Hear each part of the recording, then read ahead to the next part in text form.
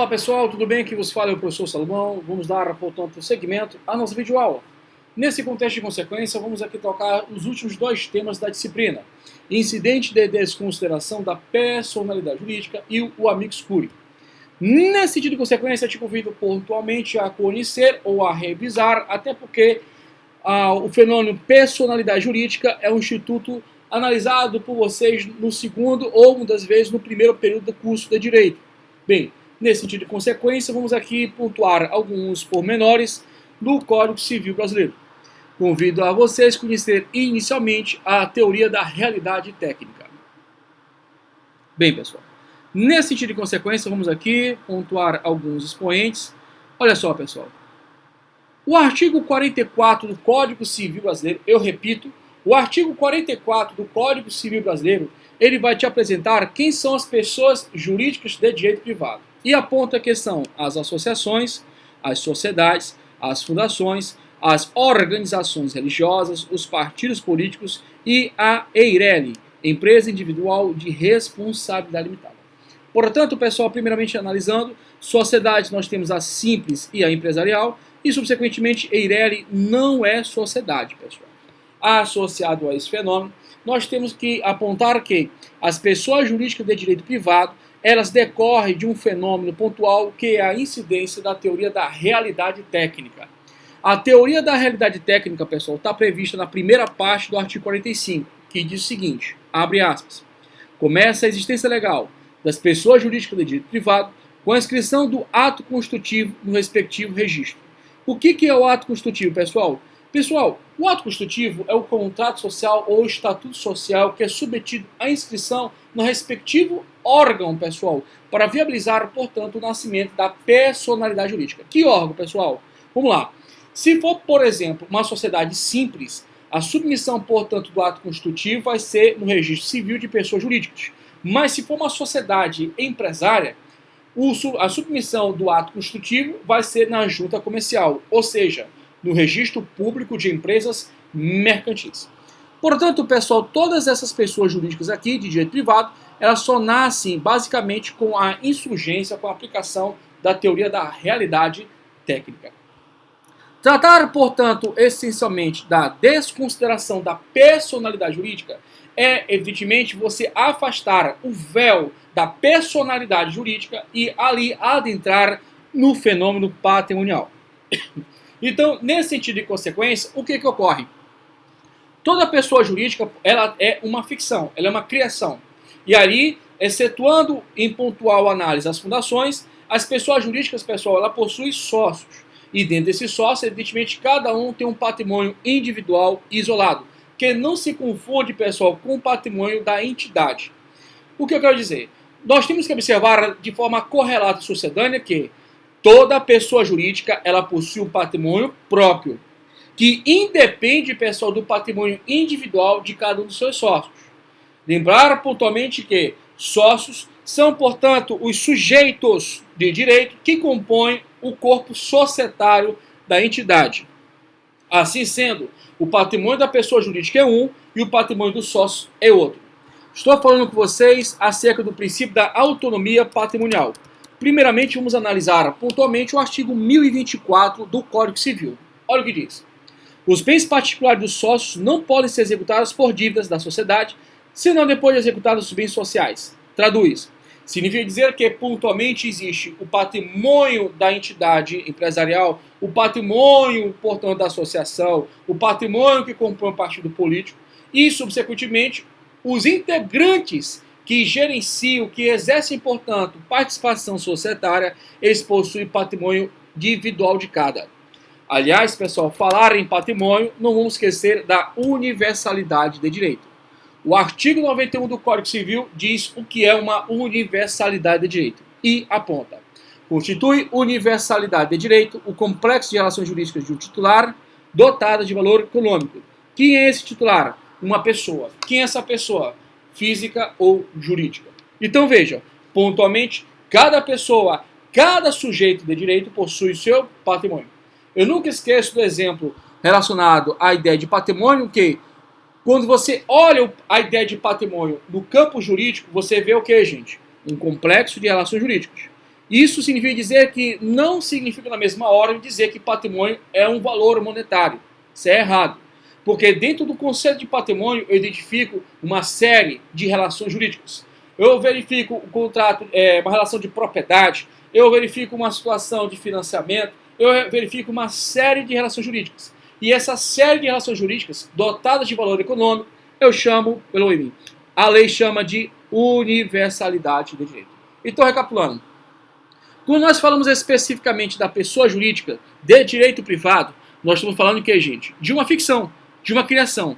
E o Código Civil brasileiro trouxe o rol de quem são as pessoas jurídicas de direito privado. E os trouxe no artigo 44. Quais sejam? Associações, sociedades, fundações, organizações religiosas, partidos políticos e a EIRELI, a Empresa Individual de Responsabilidade Limitada. De toda maneira e toda consequência, cada uma dessas entidades, pessoal, por serem pessoas jurídicas, deve observar a teoria da realidade técnica. Repito, cada uma das pessoas jurídicas, para nascer a sua personalidade, deve observar a teoria da realidade técnica, que está estampada expressamente no artigo 45, primeira parte. Artigo 45, primeira parte do Código Civil, que diz: começa a existência legal das pessoas jurídicas de direito privado com a inscrição do ato constitutivo no respectivo registro. E o que é o ato constitutivo, pessoal? É o documento que formaliza, pessoal, a reunião, portanto, de elementos que identificam a pessoa jurídica. Informa a sede, informa o patrimônio que ela tem, informa o objeto societário, informa os sócios que vão compor, portanto, a gestão da entidade, ou vai compor, portanto, inclusive, o sócio investidor. Então, ali tem uma série de informações de natureza jurídica e também técnico-contábil relacionada pontualmente à pessoa jurídica. E esse documento é submetido à inscrição em um órgão específico que pode ser a junta comercial, que é, na realidade, o registro público de empresas mercantis e atividades afins, ou no registro civil de pessoas jurídicas. De toda maneira, toda consequência, não podemos esquecer e olvidar de esquecer que, seja a pessoa física, seja a pessoa jurídica, possuem patrimônio. E patrimônio, pessoal, é um típico exemplo de universalidade de direito.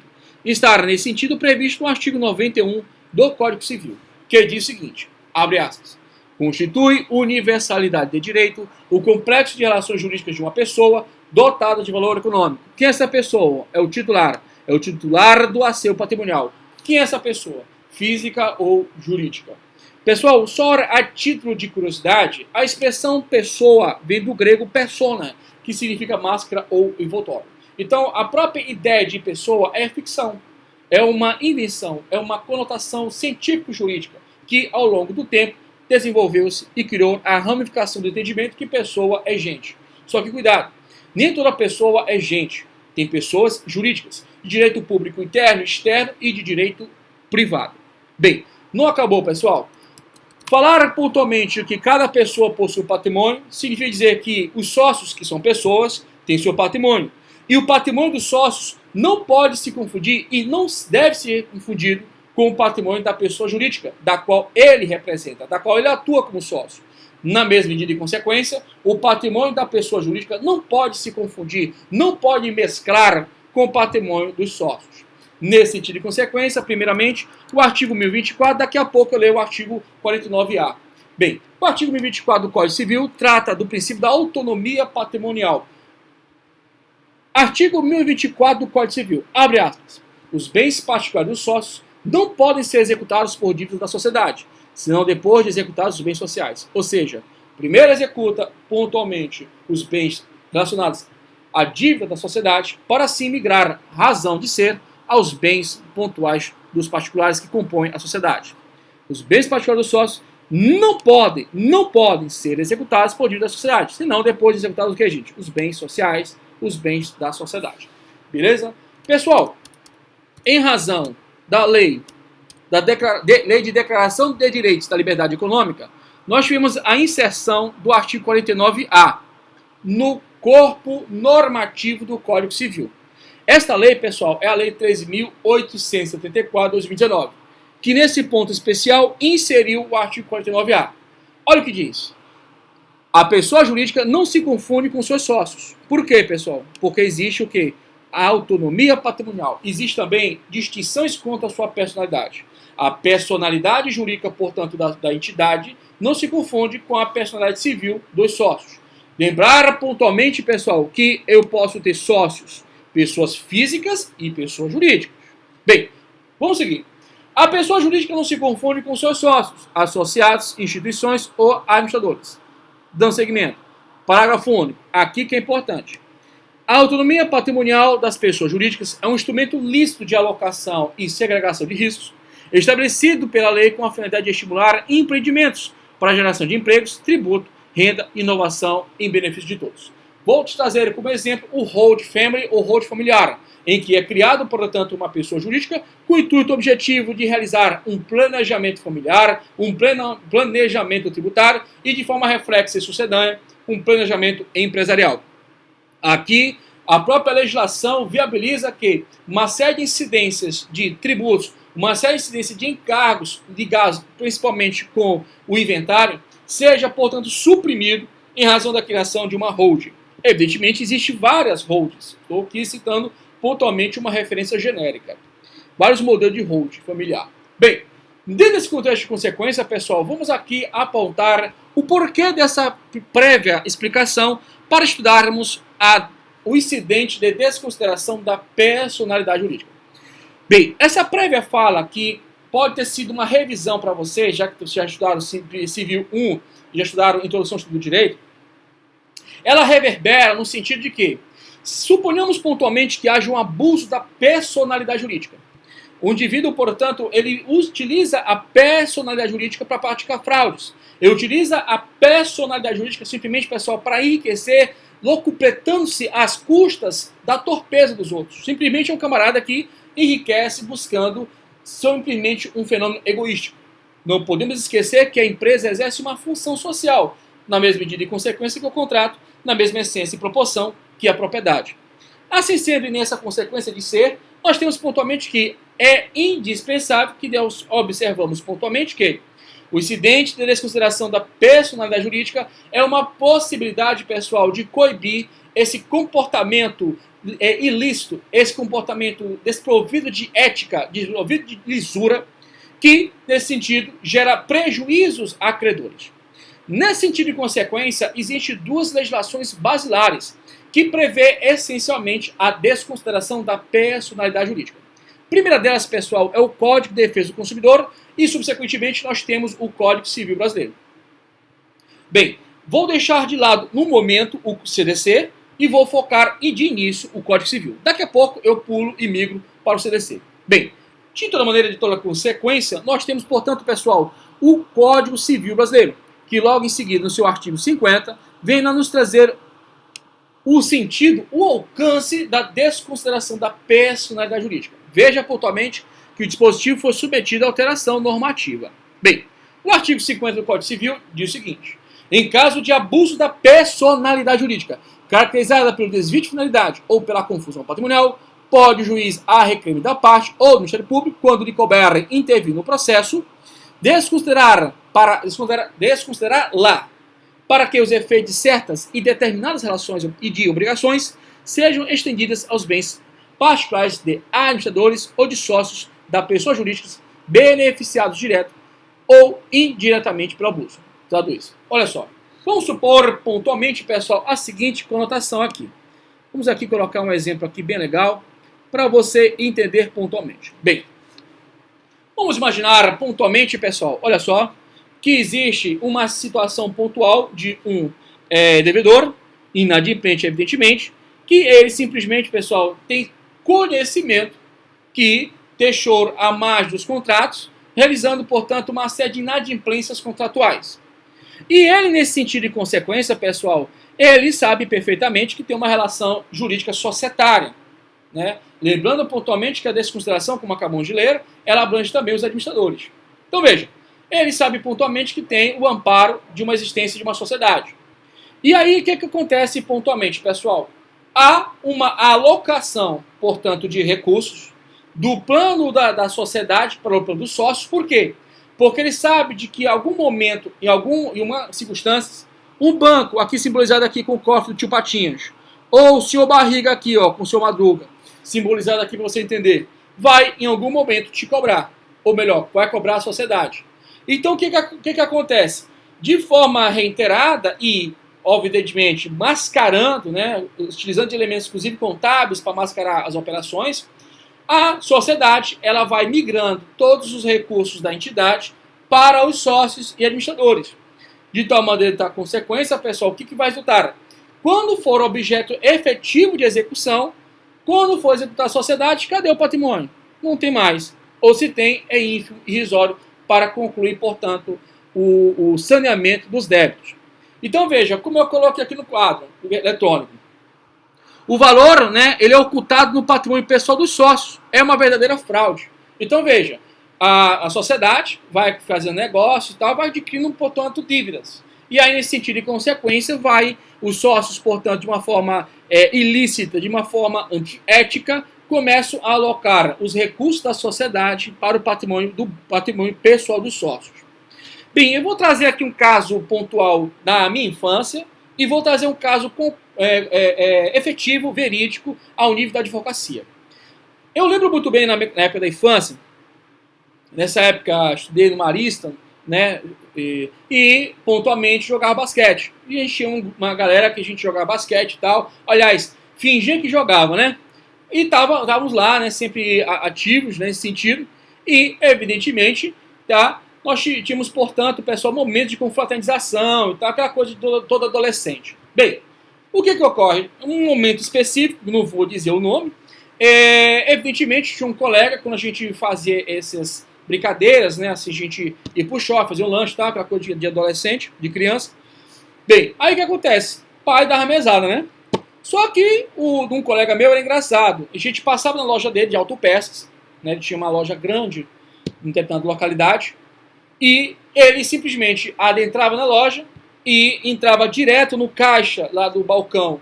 Então, abriu o balcão, entrava no caixa, que ele ficava logo ao lado de uma das entradas, e apertava lá o botãozinho, né, da maquininha, né, pá, e tirava o dinheiro. Aí a funcionária preposta da empresa atuante no caixa simplesmente pedia só para informar qual era o dinheiro que a quantidade que estava tirando. E aí ela não estava num papel, né? E isso era reiterado. Hoje essa empresa não existe mais. E também nem seria o paradeiro desse colega. Peço que esteja bem. Bem, o que importa aqui nesse ponto é o seguinte, pessoal.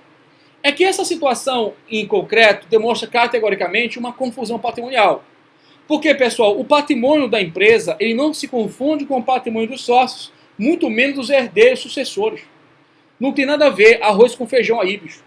Entendeu? Aliás, não é nem arroz e feijão, aí é pedra e areia. Então veja, não tem como misturar e criar uma situação de confusão patrimonial. Porque veja, o patrimônio da entidade não se confunde em hipótese alguma com o patrimônio individual dos sócios, muito menos administradores e herdeiros e demais pessoas. Não se confunde. O patrimônio, portanto, da entidade, pessoal, é da entidade.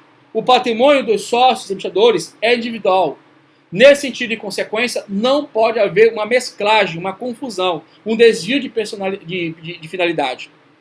Bem, agora eu vou trazer para vocês um caso concreto dentro do direito, dentro da advocacia.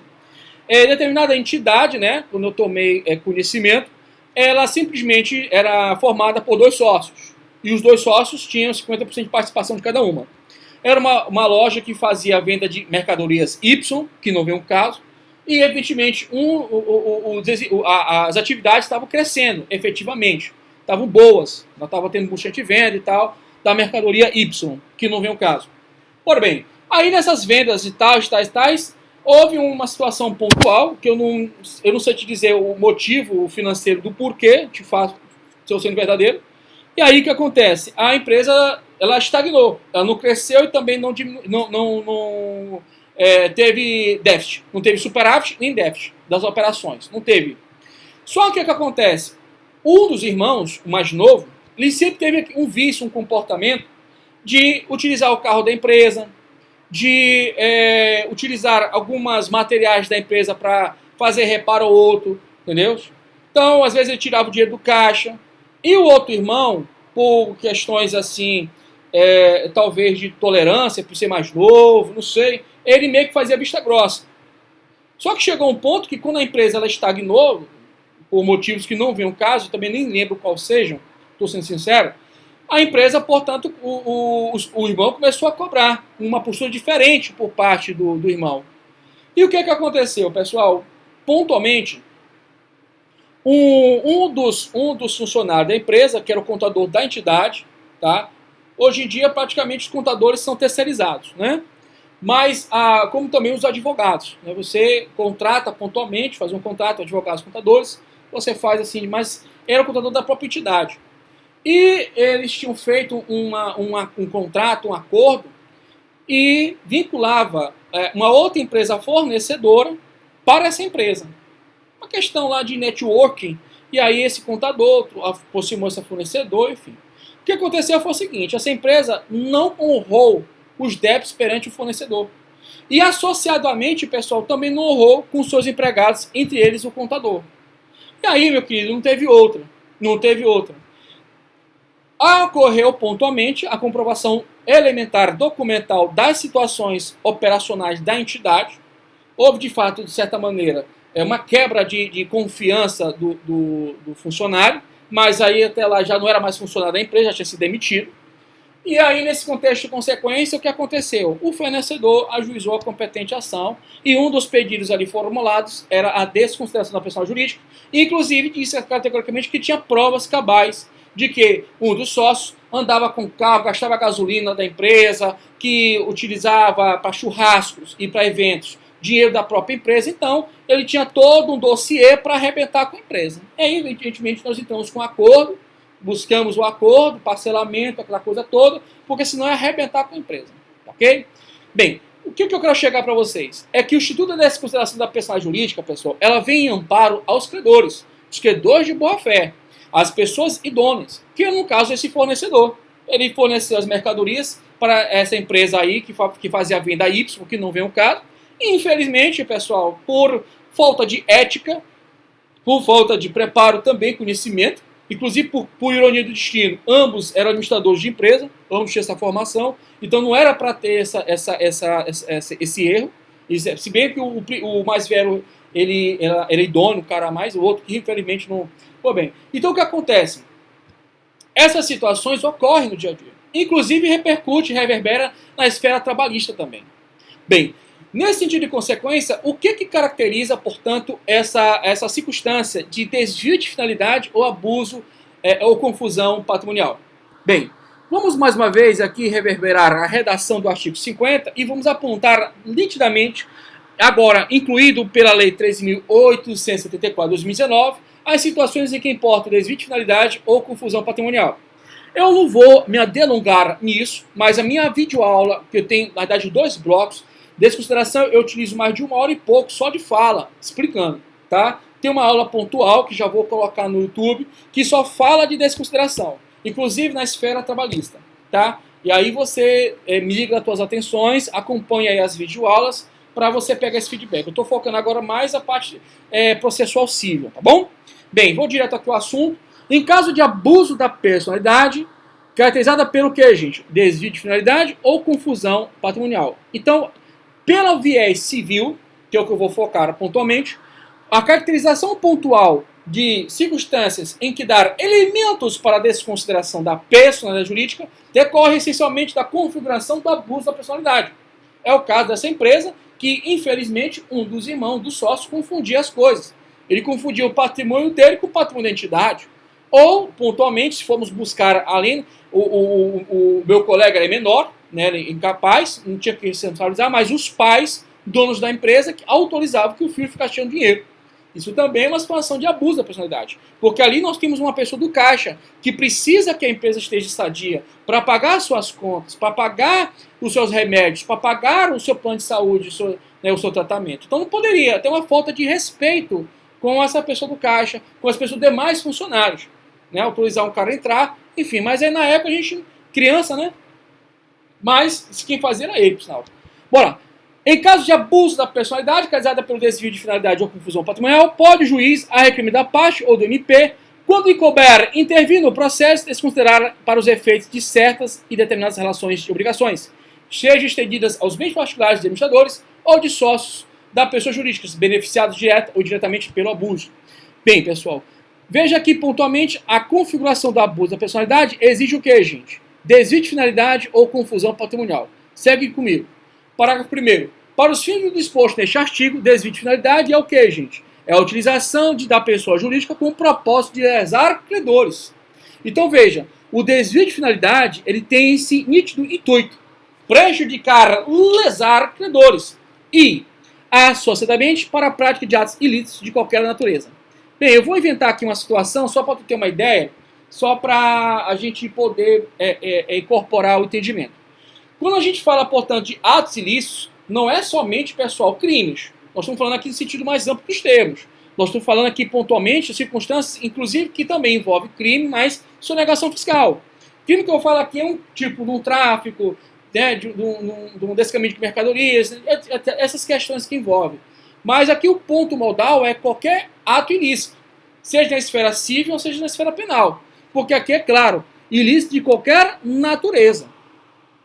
Então veja, pela conjunção aditiva E, tem que ter o que, gente, para caracterizar desvio de finalidade? Prejuízos a credores, e isso tem que ser um propósito claro na entidade e de forma associada prática de atos ilícitos de qualquer natureza, seja ilícitos civis, penais, etc. A confusão patrimonial, pessoal, ela gera uns poréns, algumas divergências. Na videoaula eu apresentei para vocês, inclusive as teorias, os posicionamentos de Flávio Tartusi, Pablo Stosi e outros mais juristas. Então lá eu fiz os posicionamentos devidos. Bem, o parágrafo segundo diz o seguinte, pessoal, do artigo 50. Entende-se por confusão patrimonial a ausência de separação de fato entre os patrimônios.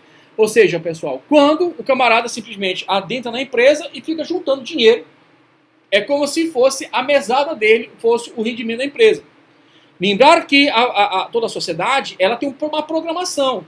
Ela tem uma programação de realizar ingresso de recursos e, subsequentemente, pessoal, o pagamento de devedores e, ao final desse dos credores, perdoem, e, ao final, haver a repartição dos lucros. Primeiro é o ingresso de receitas, subsequentemente, o pagamento de credores, e aí inclui, inclusive, os fornecedores. Pagar a galera. Depois de pagar tudo, é aí que tem a situação de fazer os dividendos, né? Dividir os lucros.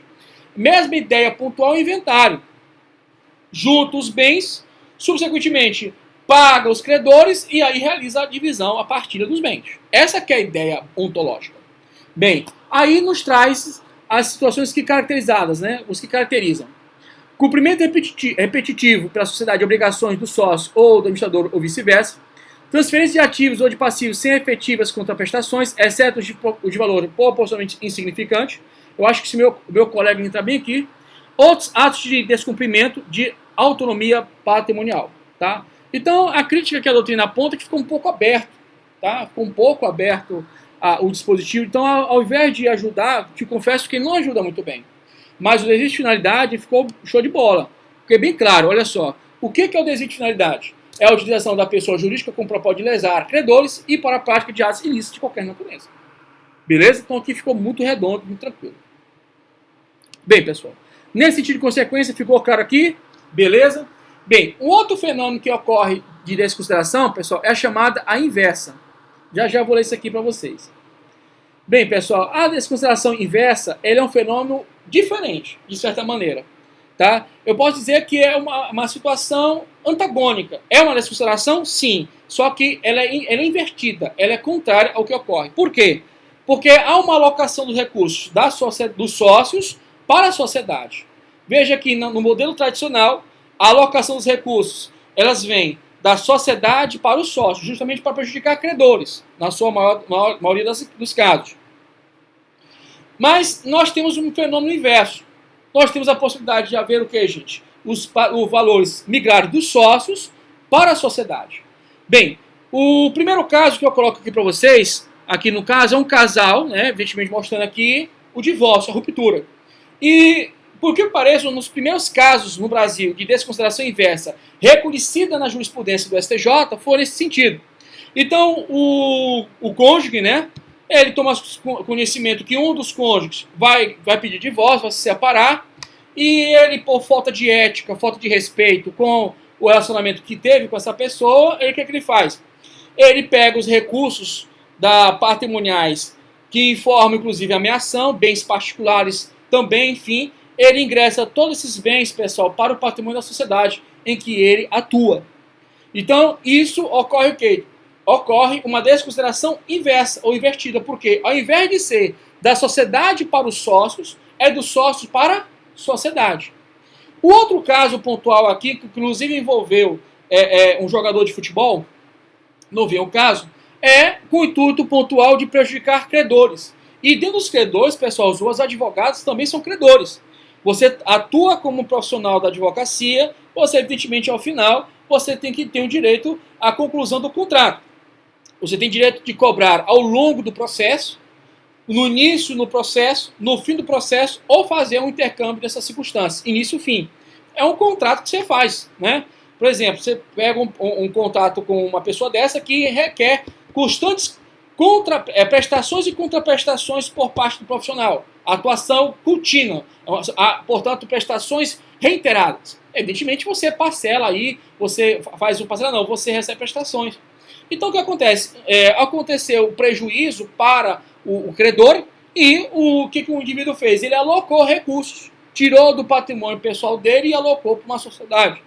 Isso também ocorre, pessoal, como fenômeno passivo de desconsideração inversa. Então, repetindo, a desconsideração inversa é quando, ao invés de migrar recursos da sociedade para os sócios, é invertido. É dos sócios para a sociedade. Se tem como exemplo a questão do divórcio, um dos cônjuges tomando conhecimento que vai ter o divórcio, vai ter o pedido de divórcio, e ele migra os recursos do seu patrimônio individual, ou mesmo que compõe o acervo patrimonial comum, para a sociedade, em prejuízo, pessoal, de um futuro divórcio e uma futura divisão de bens. Bem? E outro caso, com o intuito nítido de prejudicar credores, seja credores bancários, advogados, enfim, qualquer tipo de credor. Então, migra dos sócios para a sociedade, com o intuito nítido de prejudicar. Bem claro, bem tranquila as situações. Então, pessoal, para evitar essas circunstâncias, o direito, portanto, faz a previsão pontual do incidente de desconsideração da personalidade jurídica. Agora vejam, eu tenho que trabalhar com vocês um ponto modal de referência, por quê? Porque se for dentro desde o início da petição inicial, da exordial, desde o início do processo, a parte autora prejudicada já tem em um dos seus pedidos a desconsideração, tu não vai falar de incidente, né, amigo? Incidente é uma coisa que tramita em curso do processo. Incidentão, ou seja, dentro do processo, ao longo, portanto, do impulso oficial, é um incidente. Então, como incidente, pessoal, ele é manifestado ao longo do processo. Agora, não cabe o incidente quando, na própria pedido da exordial, já tem categoricamente a exortação da desconsideração da personalidade jurídica. Veja pontualmente que são situações diferentes. Eu só posso falar de incidente se for ao longo do curso do processo. Outro ponto de análise específica, pessoal, é que o incidente de desconsideração da personalidade jurídica, ela pode ser suscitada no juízo de base, ou seja, do juiz de primeira instância, bem como perante os tribunais.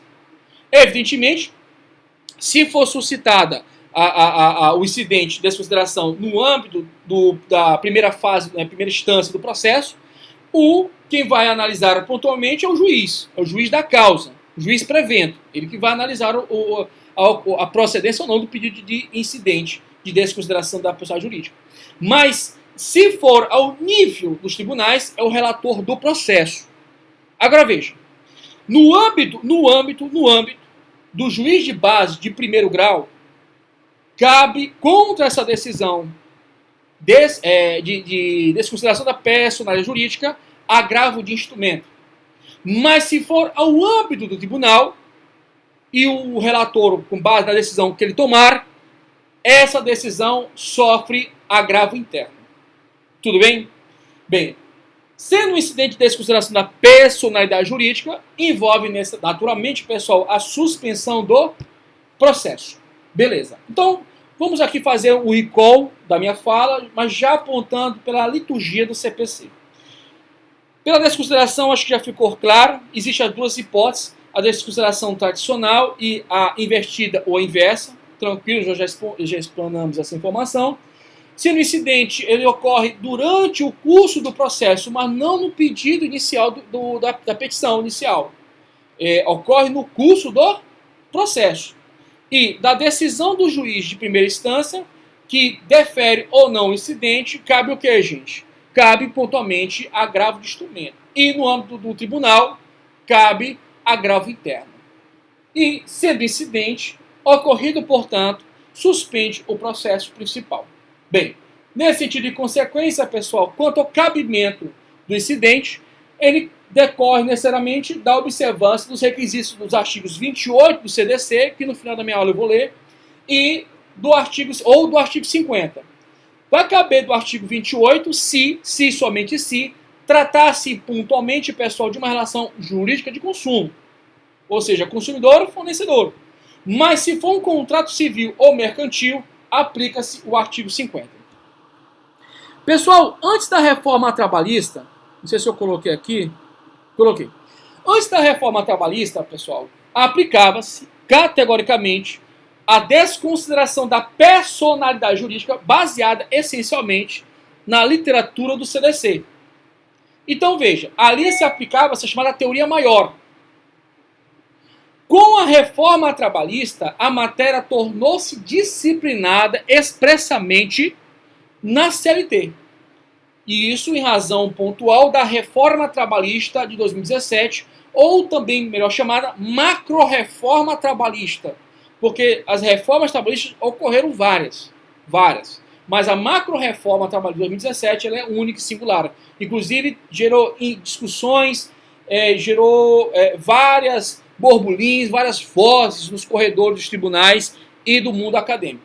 Bem, de toda maneira e consequência, vamos aqui, não vou me aprofundar, só vou te apresentar alguns contornos, até porque não é minha aula de direito material, é uma aula de direito processual civil, então eu vou só te apresentar aqui o documento. Bem, o artigo 855A da CLT, com a nova redação dada pela reforma trabalhista de 2017, diz o seguinte: aplica-se ao processo do trabalho o incidente de desconsideração da personalidade jurídica previsto nos artigos 133 e 137 do novo Código de Processo Civil, ou seja, a Lei 13.105 de 2015. Então, não tenha dúvida que há a aplicação sim, agora, com uma vertente única e singular, baseada no programa dos procedimentos previstos no CPC. Tá? Então, na seara trabalhista se aplica perfeitamente. Não se aplica mais a teoria maior nesse sentido. Dando seguimento aos nossos trabalhos, vou colocar aqui que aí eu vou lembrando. Bem, dentro desse contexto de consequência, pessoal, vamos aqui apontar atenção ao CPC. Vamos aqui começar a dialogar com o CPC. Veja que é uma aula grande, né? Falar do tema não é fácil, é bastante longo. E fica sempre uma necessidade, uma carência com o direito material, porque tem muito mais coisas para ser faladas. Mas vamos aqui direto ao assunto. A disciplina, como ficou claro, do incidente é nos artigos 133 a 137. Vamos aqui, portanto, iniciar a análise do artigo 133. Olha o que diz. O incidente de desconsideração da personalidade jurídica será instaurada a pedido da parte ou do MP, quando lhe couber intervir no processo. Então veja, pontualmente, a parte ou o Ministério Público poderá requerer em juízo o incidente de desconsideração da personalidade jurídica. Nesse sentido de consequência, se faz necessário, pessoal, que seja observado categoricamente os requisitos previstos em lei. Então, cabimento do incidente. O incidente ocorre no transcurso do processo, sendo suscitado, requerido em juízo pela parte ou pelo MP, sendo que, pessoal, deve observar os pressupostos previstos em lei. Que lei é essa? É o direito material. Nesse sentido de consequência, artigo 28, artigo 28 do CDC, artigo 50 do Código Civil. Bem, nesse sentido de consequência, vamos aqui ao parágrafo 1º do artigo 133. O pedido de desconsideração da personalidade jurídica observará os pressupostos previstos em lei. Parágrafo 2º, aplique-se o disposto deste capítulo à hipótese de desconsideração inversa da personalidade jurídica, ou seja, aqui que a gente já trabalhou para vocês. Então, tanto o modelo tradicional quanto o modelo pessoal da desconsideração inversa ou invertida se aplica perfeitamente na seara processualística civil. Beleza, pessoal? Tranquilo? Tá de boa? Bem, dando seguimento nesse sentido, pessoal, vamos aqui analisar pontualmente todo o modus operandi do procedimento de incidente de desconsideração da personalidade jurídica. Primeiro ponto de análise, pessoal, que ele é arguído, né, por parte da parte interessada ou por MP. Está lá categoricamente previsto no artigo 133. E deve ser observados os pressupostos previstos em lei, ou seja, no CDC, no artigo 28 e no artigo 50 do Código Civil. Como nós estamos já finalizando, vamos aqui logo para o CDC, identificar as circunstâncias que envolvem. Você vai ver que os pressupostos do CDC é bem mais amplo. Vamos aqui primeiramente no caput, depois eu leio com vocês o parágrafo 5º, que toca mais atinamente ao caso. Bem, o juiz poderá desconsiderar a personalidade jurídica da sociedade quando, em detrimento do consumidor, houver abuso de direito, excesso de poder, infração da lei, fato ou ato ilícito ou violação dos estatutos ou contrato social. A desconsideração também será efetivada quando houver falência, estado de insolvência, encerramento ou inatividade de pessoas jurídicas, provocadas por má administração. Veja, pessoal, que o campo de incidência no âmbito da realização de consumo é absurdamente maior. Por isso que chama-se teoria maior no âmbito do CDC e a menor no campo do direito civil. Veja que é indiscutivelmente maior o alcance no âmbito das relações de consumo. Vou focar aqui direto, parágrafo 3º do artigo 28, olha o que diz. Também poderá ser desconsiderada a pessoa jurídica sempre que sua personalidade for, de alguma forma, obstáculo para o quê, gente? Ressarcimento das causas, dos prejuízos causados ao consumidor. Então, o mero fato do consumidor ter tido prejuízo, já dá incidência da desconsideração. Por isso, teoria maior é no âmbito do CDC. Bem, pessoal, já a nível derradeiro, encerrando, portanto, essa matéria. Subsequentemente, haverá, portanto, pessoal, a suspensão do processo principal, salvo a situação, pessoal, em que for suscitado a desconsideração na própria exordial, na própria petição inicial, porque já está introspectivo no próprio pedido. Então, o camarada pediu logo de cara no processo a desconsideração, não tem como se falar em incidente, é uma questão teratológica. Nesse sentido e consequência, te peço atenção pontual ao artigo 134. Vou ler aqui o caput e em seguida eu leio o parágrafo 2º e 3º. O incidente de desconsideração é cabível em todas as fases do processo de conhecimento, no cumprimento de sentença, na execução fundada em título executivo e judicial. Ou seja, todo o processo, em qualquer momento, você pode suscitar a desconsideração, inclusive em todas as instâncias. No caso pontual, o juiz de base e o relator no tribunal. Bem, parágrafo 2º, dispensa-se a instalação do incidente de desconsideração da pessoa jurídica se for requerido na petição inicial, em hipótese que será citado sócio ou pessoa jurídica, porque não tem, é teratológico você falar de incidente. Você pode fazer um pedido de desconsideração, mas não significa dizer que será um incidente processual. Bem, dando seguimento aos nossos trabalhos, parágrafo, portanto, nós lemos aqui o parágrafo 2º, vamos ler o parágrafo 3º. A instauração do incidente suspenderá o processo. O processo, portanto, fica suspenso. Beleza, pessoal? De toda maneira, quanto à questão do acolhimento ou não do pedido de desconsideração, cabe recurso. Artigo 136, olha o que diz. Concluída a instrução, se necessária, o incidente será resolvido por decisão interlocutória. Isso se fosse juiz de base, juiz de primeiro grau. Parágrafo único. Se a decisão for proferida pelo relator, cabe o que, gente? Agravo interno. Beleza? Bem, pessoal, para finalizar mesmo de chave de ouro, se for, portanto, acolhido a desconsideração da personalidade jurídica, o que vai acontecer a nível de efeito? Tá? A nível de efeito da decisão. Bem, vai gerar a ineficácia do negócio jurídico praticado. Vou repetir. Suponhamos que pontualmente o juiz ou o relator, né, reconheça pontualmente que haja a circunstância do abuso da personalidade jurídica no âmbito do Código Civil, ou mesmo o CDC é uma das hipóteses. O que vai gerar? Vai gerar a ineficácia do negócio jurídico praticado em relação ao requerente.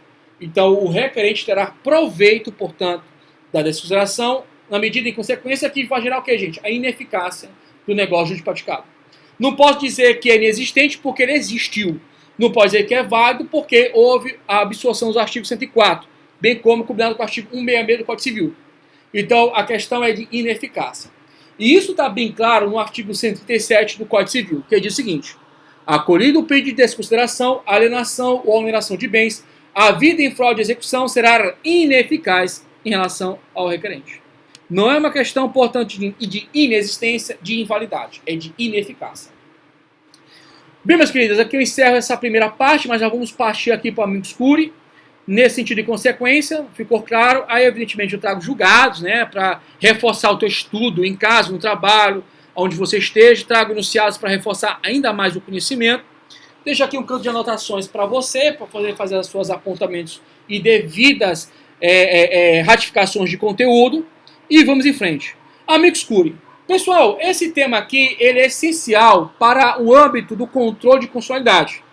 Então, boa parte do seu exame é de natureza do direito constitucional. O que eu vou pontuar para vocês especificamente, pessoal, são as pertinências que envolvem especificamente a temática do amicus curiae ao âmbito, pessoal, do CPC. Por que isso? Porque, pessoal, em verdade, não havia no Instituto do Código de Processo Civil anterior, de 73, a previsão da intervenção de terceiros pelo amicus curiae. Não havia essa previsão expressa, nem implícita. Não havia mesmo no sistema processual anterior a previsão do amicus curiae. Não havia. Então isso gerou um verdadeiro debate no âmbito do STF quanto à natureza jurídica do amicus curiae. Numa primeira corrente, pessoal, definido por Maurício Correia, né, ministro do STF, ele dizia que o amicus curiae, pessoal, era na realidade um colaborador informal da corte. Sabe por que colaborador informal da corte? Pela própria denominação aí, amicus curiae. Amicus curiae, pessoal, significa amigo da corte. Então, a primeira corrente definida por Maurício Correia, inclusive tem jurisprudência nesse sentido, no STF, que o amicus curiae era um mero colaborador informal da corte. Mas o jurista Celso de Mello, pessoal, ele trouxe um outro entendimento e que se aperfeiçoou claramente pela doutrina e associadamente incorporou no CPC, que é o entendimento pontual que o amicus curiae, na verdade, é um autêntico indivíduo que intervém no processo. É, portanto, uma autêntica intervenção processual.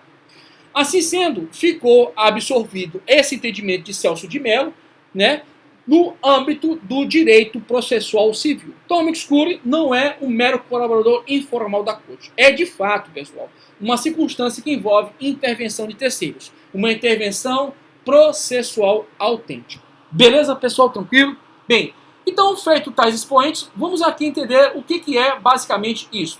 O que é o amicus curiae? Nesse sentido de consequência, te chamo a atenção ao artigo 138 do CPC. Eu te chamo a atenção para o artigo 138 do CPC. Bem, amicus curiae, show de bola, vamos em frente. Olha o que diz. O juiz ou o relator, considerando a relevância da matéria, a especialidade do tema, objeto da demanda ou a repercussão social da controvérsia, poderá, por decisão irrecorrível, de ofício ou requerimento das partes ou de quem pretenda manifestar-se, solicitar ou admitir a participação de pessoa natural ou jurídica, órgão ou entidade especializada, com representatividade adequada no prazo de 15 dias de sua intimação. Fica claro, pessoal, que o amicus curiae, na realidade, é, olha só, pessoa natural, só um instantinho, tá aqui, pessoa natural ou jurídica, que tem, pessoal, como prerrogativa atuar em prol de uma dimensão institucional a qual ele representa. Veja pontualmente que essa pessoa natural ou jurídica, bem como órgãos ou entidades especializadas, atuam categoricamente em prol da instituição da qual representa. E nesse sentido e consequência, pessoal, ele é designado pelo juiz ou tribunal. O amicus curiae, portanto, ele ingressa no feito processual por designação, por